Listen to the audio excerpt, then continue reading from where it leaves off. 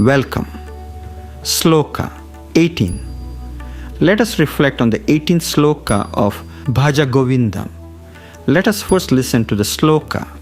Suramandira taru moola nivasaha shayya bhutalau ajinau vasaha sarva parigraha bhoga tyagaha kasya sukham nakaroti viragaha. This verse introduces one of the most profound ideas in Indian philosophy, true detachment or vairagya. When people first hear this verse, they often imagine a person who has renounced the world completely, living in solitude beneath a tree, sleeping on the ground, wearing simple clothing, and owning almost nothing. At first glance, it may appear that Adi Shankaracharya is encouraging everyone to abandon worldly life. But if we reflect more deeply, we discover that his teaching goes far beyond external appearances. The central message of this verse is not about where we live or what we own. It is about the state of our mind. Shankaracharya describes a life of simplicity, living in temples or beneath trees, wearing deerskin, and giving up worldly possessions. These examples symbolize freedom from unnecessary dependence on material comforts and sensory pleasures. The real emphasis is on vairagya or detachment. Detachment does not mean indifference. It does not mean rejecting the world, nor does it mean giving up our responsibilities. Rather, it means learning to live in the world without allowing our happiness to depend entirely upon external things. A person may possess very little and still be filled with endless desires. Another person may have many possessions yet remain inwardly peaceful because they are not attached to them. The difference lies not in what we own, but in what owns us. This distinction is the heart of Shankaracharya's teaching. External simplicity becomes meaningful only when it reflects inner freedom. Otherwise, it becomes another form of appearance. The verse reminds us that lasting happiness does not arise from accumulating more and more. Instead, it arises when the mind becomes free from constant craving.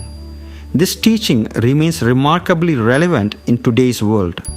Modern life encourages us to pursue the next achievement, the next purchase, the next promotion, or the next possession. As soon as one desire is fulfilled, another quietly takes its place.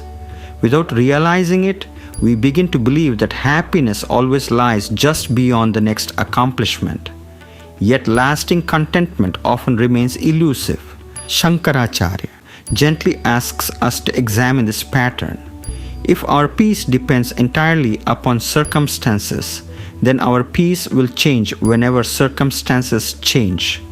True freedom begins when our inner contentment is no longer controlled by what we possess or what we lack.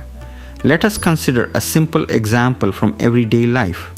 Imagine two friends who purchase the same new car. One enjoys driving it, takes good care of it, and remains grateful for it. If one day it becomes old or develops problems, he accepts it calmly and moves on. The other constantly worries about keeping it perfect. Every scratch causes frustration. Every newer model creates dissatisfaction. Although both own the same car, their experience is completely different. The difference is not the object. The difference is attachment. One possesses the car, the other is possessed by it. This is exactly what Shankaracharya invites us to observe in our own lives. Whether it is wealth, status, relationships, achievements, or even our opinions, attachment often becomes the source of anxiety. Detachment does not ask us to stop loving people or appreciating the blessings of life.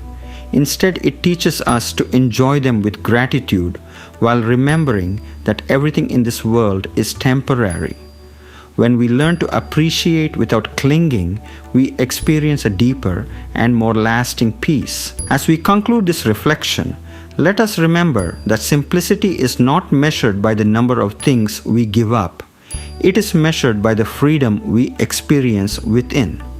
The less our happiness depends upon external circumstances, the greater our inner peace becomes.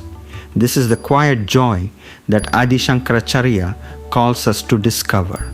True detachment is not the absence of life, it is the presence of freedom. If you enjoyed this episode, I invite you to explore other enduring works from literary and philosophical traditions across the world at shikshakdp.com. Until next time, this is Hari Kavi signing off. Thank you for listening.